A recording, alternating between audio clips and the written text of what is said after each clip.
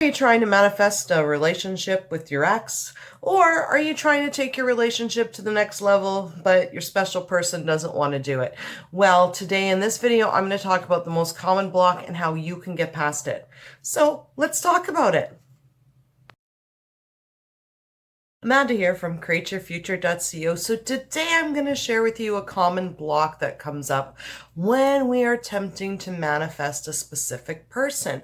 Now, I felt really inspired to make this video for today, and because just right on the spot, I'm like, I've got to record this because, it's something that came up for me, and I think it's really important for us to be able to manifest our specific person.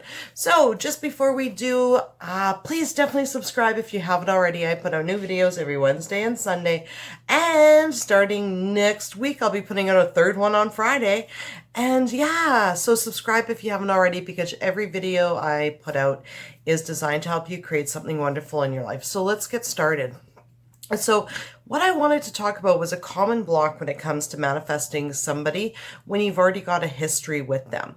So, and I'm going to use the story of my current relationship. So in my current relationship, when I first started dating my boyfriend, and I really, really wanted to get serious and basically move in with him, I had these blocks, and my blocks were that I didn't think he'd want to move in with me because he has baggage and it wouldn't work out. And, and a little bit of insecurities that maybe he wouldn't want to live with me. And so even though I had those insecurities, I went and asked him. I'm like, hey, do you want to move in with me? And of course he was like, no. And I can't believe I expected any other answer, because I was thinking, you know what? He's got baggage, he's got insecurities, and he probably isn't going to want to live with me. So here he is. And I was like, hey, do you want to move in with me? And he was like, no, because I don't think it's going to work out. And I've been married once before and it didn't work out. And I was like, I got so angry at that. In fact, one day I looked at him and I said, you know what? I said, either you move in with me or this relationship is over. And then he said to me, well, if that's the way it's going to be, then go ahead, do what you got to do. And I was so angry. Oh, you wouldn't believe how angry I was. But you know what? In that moment, what I realized is that I actually created that, because everything that I thought he would say, he actually ended up saying.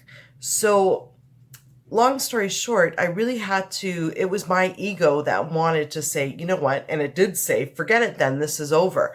But then when he was like, you know what? You gotta go, go then, I don't want, then this isn't gonna work out. And, that just bruised my ego. And I thought to myself, you know what? I'm just creating more resistance by basically not accepting the situation for how I created it. So how I created it is that he wouldn't want to live with me and that he's got baggage he needs to deal with. And that's exactly what he reflected back to me. So me getting upset about it and saying, look, either you want to move in with me or this is over, and I am not going to continue on dating you until you decide to move in with me, was actually just creating an entire other block, right? Because I was resisting what I had created. So when we resist something, it's just going to persist and we're going to get more of it. Okay, so what I suggest and what I had to do was I had to accept what I had created. And so I said to him, it's okay. If you're not ready to move in with me or you don't think it's going to work out, I do appreciate our relationship the way it is, and I understand. And then at the same time in my head, as I was accepting it, I kept creating intentions. I intend for you to move in with me. I intend for you to be over your baggage. I intend for you to ask me to move in with you. Okay? And just by releasing that resistance and accepting the situation for what I created it for, and then carrying on with my intentions, is actually what made the change in him happen. So think about your situation. Are you creating another block by resisting what you've currently created in your life? Because let's be honest, You created it. You're the only one with free will to think. You, everyone is you pushed out. So whatever they're sending back to you is exactly what you created.